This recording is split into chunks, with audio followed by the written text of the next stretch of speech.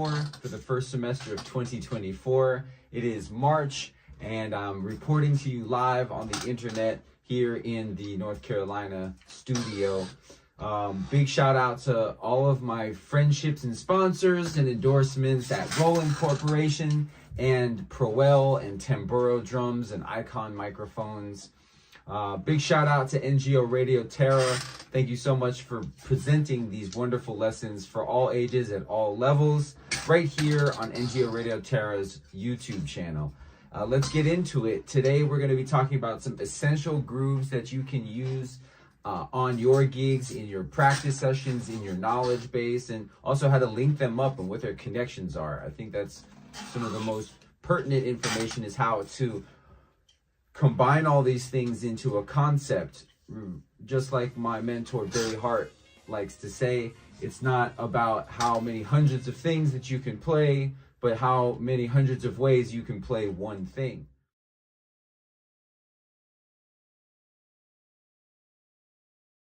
Which leads me to the next thing, which is about knowing all the different rhythms from around the world, or at least as many as you can possibly know, allows you to be able to do that. And you can apply them to your genre, to your scene, to your language. And I'm also going to introduce some drummers who have helped make these rhythms. So let's take it to the islands. I'm going to start off by talking about some essential grooves, and there are some differences between these subtleties and the clave. I'm going to play some things for you right now.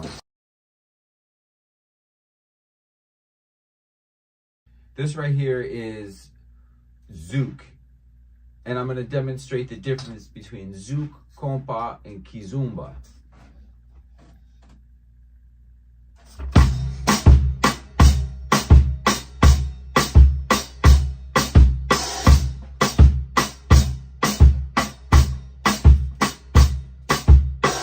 Zouk.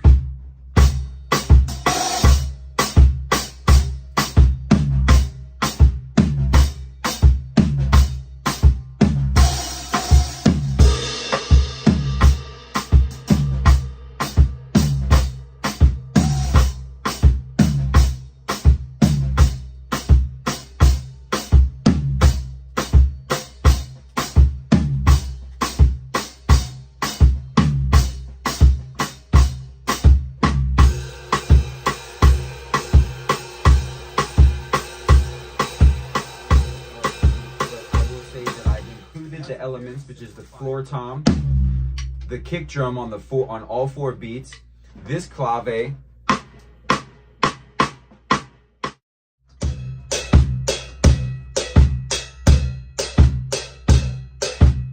it's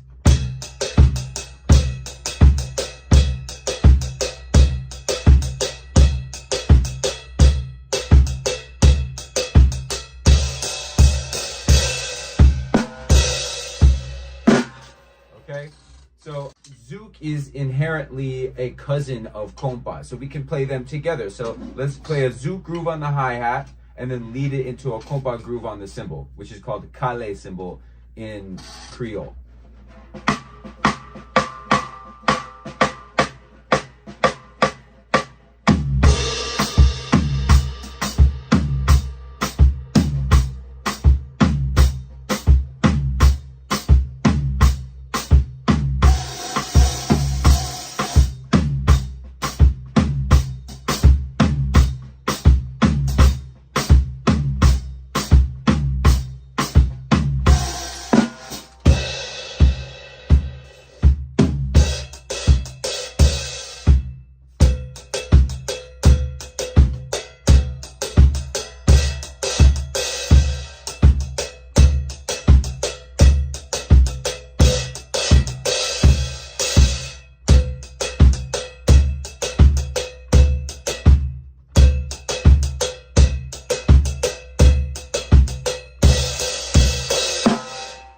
There are some other rhythms that I'd like to show you that are inventions of Haitian Konpa, but also used throughout Zouk and Konpa, which is the cowbell pattern. And I don't have a cowbell here, so I'm just going to play for you on the cross stick, but it's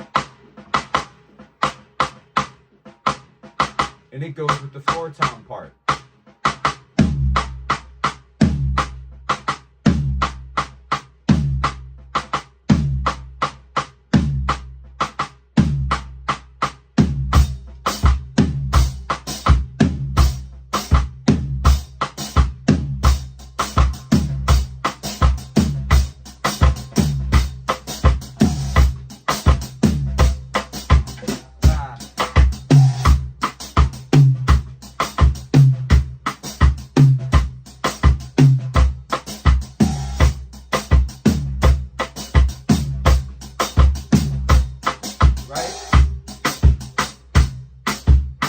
Zouk, Konpa.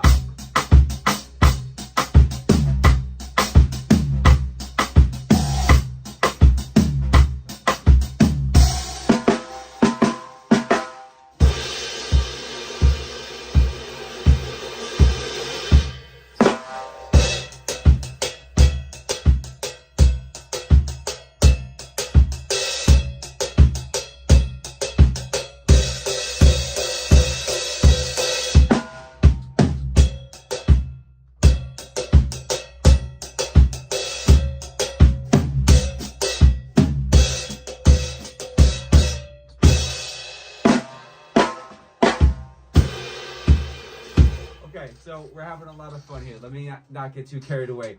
Some of the symbol washing that I'm doing and some of the spaces that I'm leaving at the beginning of the phrases are also key factors in how to make the Konpa move. A lot of that is used in Zouk today, and we praise these islands for giving us the gift that is Konpa and Zouk. And it all started in Haiti, so that is very much, well, let me say this. It all started in Africa, and a lot of these rhythms that are in Haiti may have come very well from Benin and Togo, but Benin specifically. And so let me just say that, but Haiti deserves its absolute recognition for creating Konpa. Also, this man right here is credited with the invention of it. Here are 5 classic vintage Konpa albums to check out.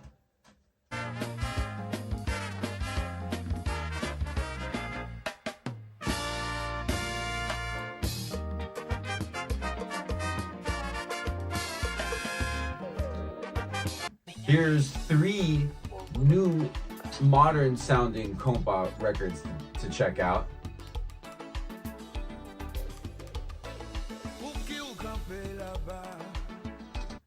And also, here's 3 modern Zouk records. And you'll see that a lot of it sounds very similar. They are very close cousins. It's just that it comes from Haiti, and you'll notice some differences in how the records are mixed. You'll notice some differences in the emphasis of this symbol or not.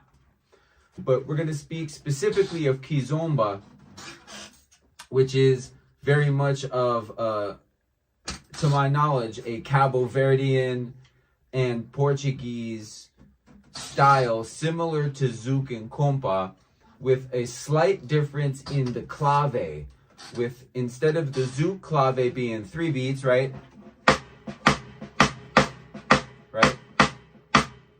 And then Haitian Konpa adding the little ghost notes, which makes this clave 5 beats.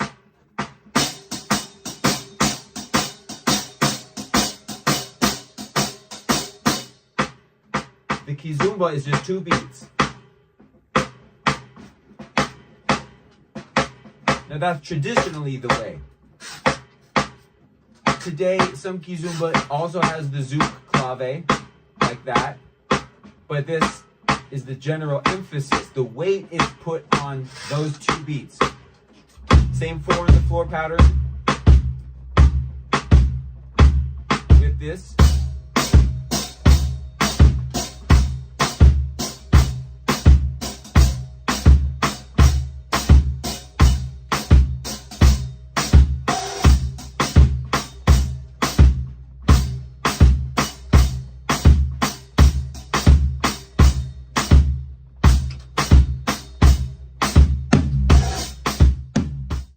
again, Konpa, Zouk, Kizomba. Let's put the floor tom in everything. So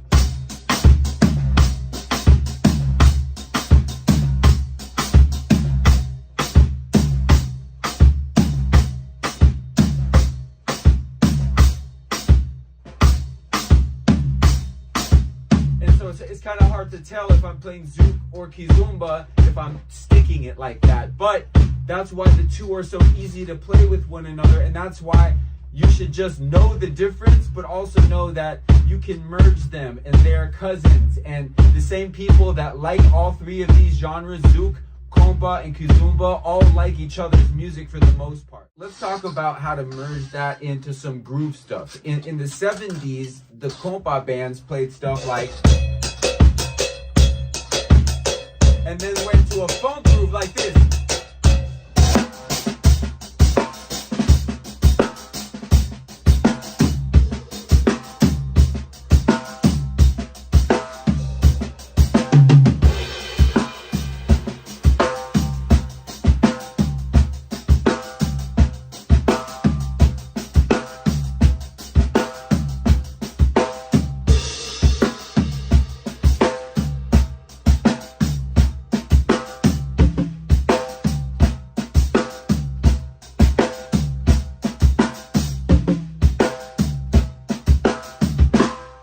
That's a nice funk groove right there. And you can see I kept a lot of the same elements from the Zouk, Konpa, Kizomba examples in with the pocket.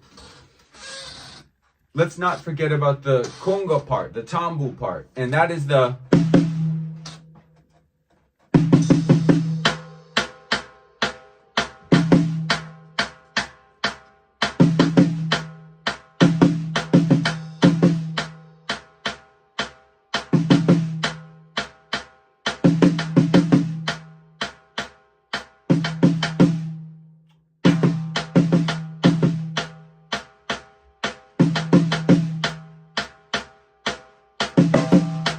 So that's like this 4-bar pattern.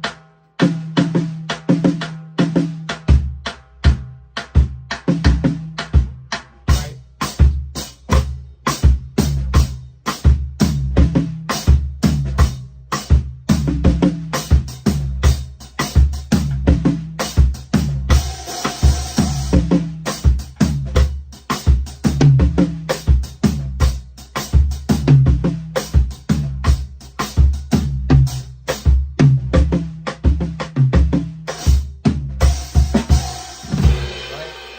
Let's put that back in the funk groove, and let's add in this conga part on the tom tom.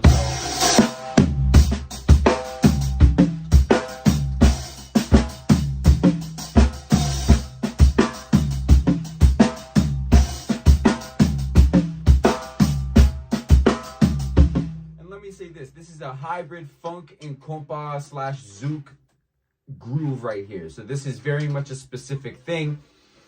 But that's how you can merge the two worlds together. If you want to play funk and you want to play Konpa, and you have to go into something that's like more American or funk groove based, then that's how I would do it. That's how I do it when I'm on stage with Marvin or Felicia Ross.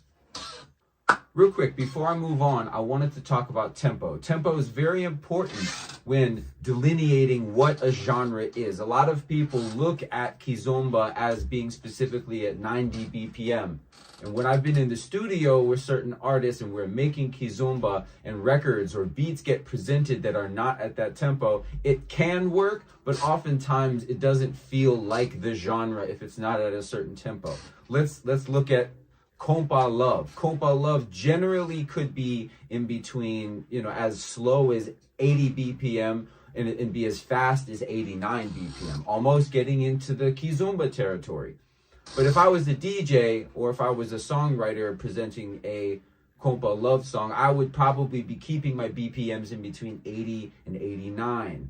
If I were doing Konpa Direct, which is a more up-tempo version, less love song based, and sometimes having horns in it, and just a different way of moving the crowd, those tempos would be from I'd say 86 all the way through 100, maybe even 110.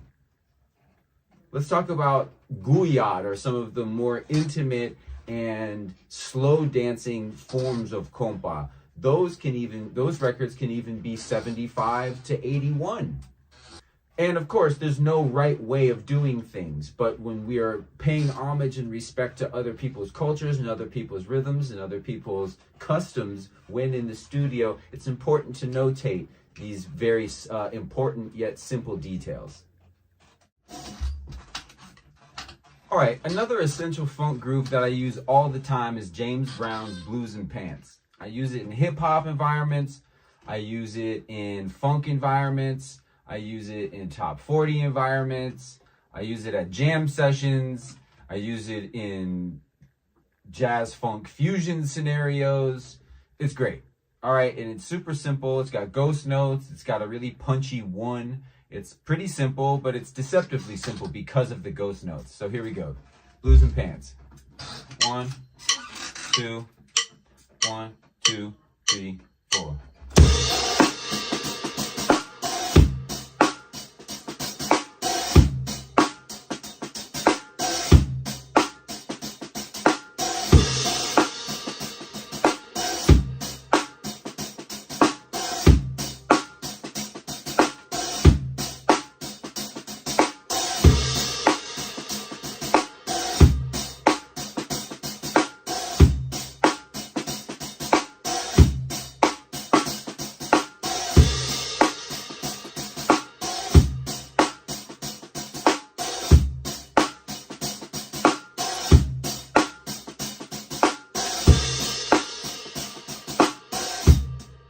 Sometimes I throw this little ghost note on the bass drum to keep it moving a little bit like this.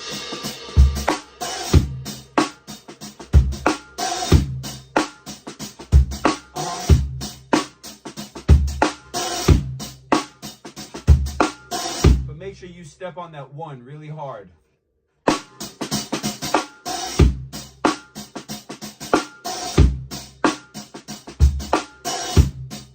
Sort of letting my foot up and I'm playing heel down on that second bass drum note, which is ghosted.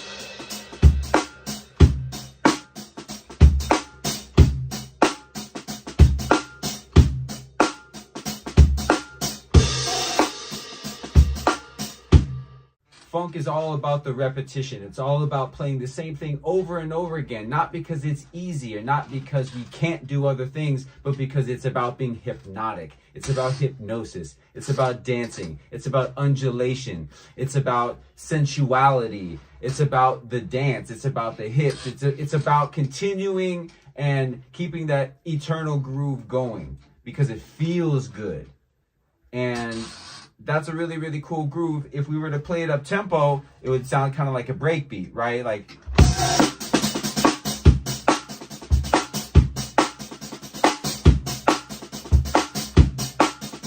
right? It's kind of interesting, right? So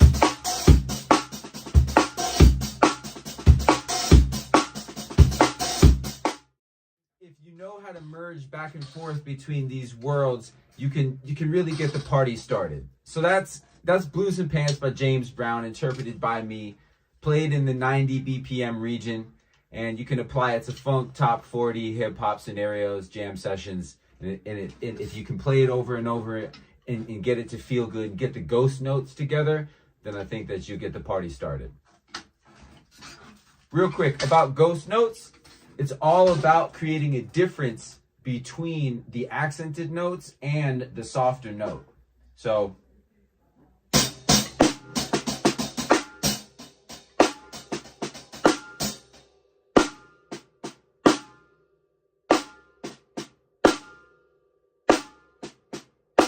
one, two, three, four. 1, 2, 3, 4. 1 E and a 2 E and a 3 E and a 4 E and a 1 E and a 2 E and a 3 E. So the of 2 and the E of 3 are ghosted, and 2 and 4 are accented.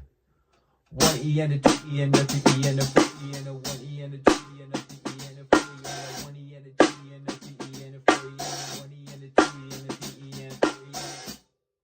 All right, let's talk about second line, which is an amazing connection between the funk and the Caribbean, the Afro-Caribbean rhythms that I showed you, the Kizomba, the Konpa, and the Zouk. As you'll notice, there's going to be some similarities in the cymbal work, similarities in the claves, similarities in this floor tom pattern that I keep on playing. So let's give it a try, and I'm going to go in and out of the Afro-Caribbean rhythms and the funk as I'm demonstrating the second line.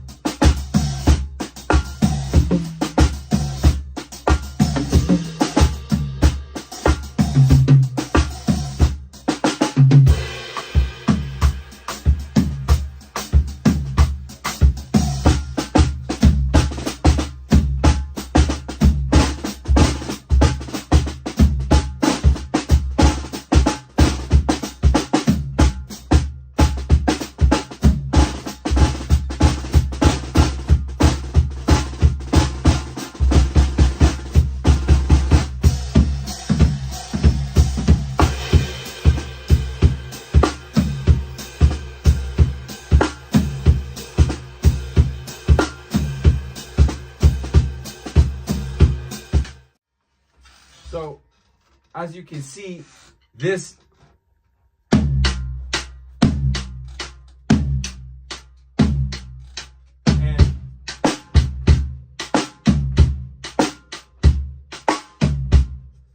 is the summation of all of these things, from the Zouk to the Kizomba to the Konpa to the funk to the second line. That's a lot of different things that you can meld together, and I think I've shown you as clearly as possible all the different ways in which you can apply them. Let's put some swing on it now. One of the ways that you can improve your swing playing is think about playing a non-repetitive but still very much grooving second line beat, like something like this.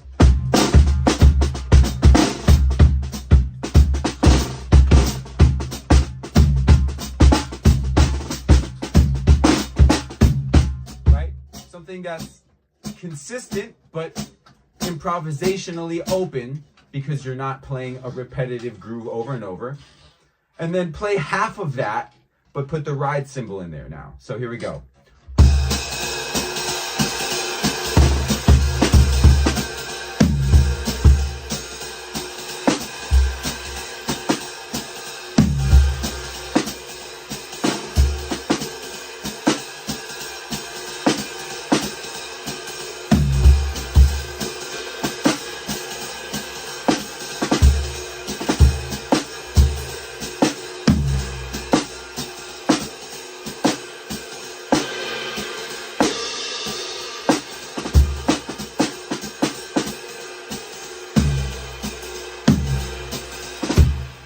See what I'm saying? I'm being very, very selective about what I'm playing in my left hand to give the illusion that I'm playing half of what I was playing when I was demonstrating the second line.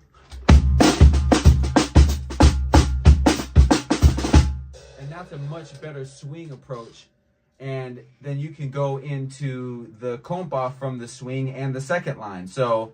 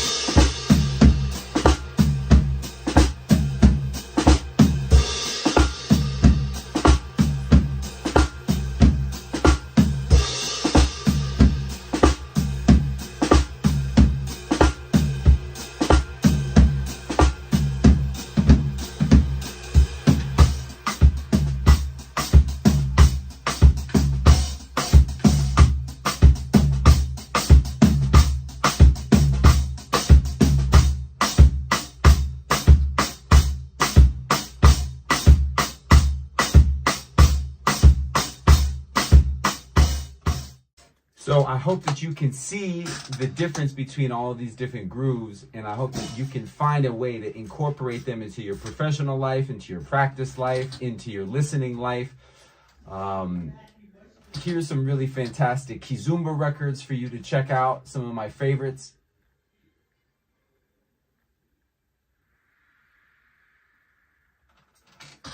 Here's some of my favorite funk records for you to check out.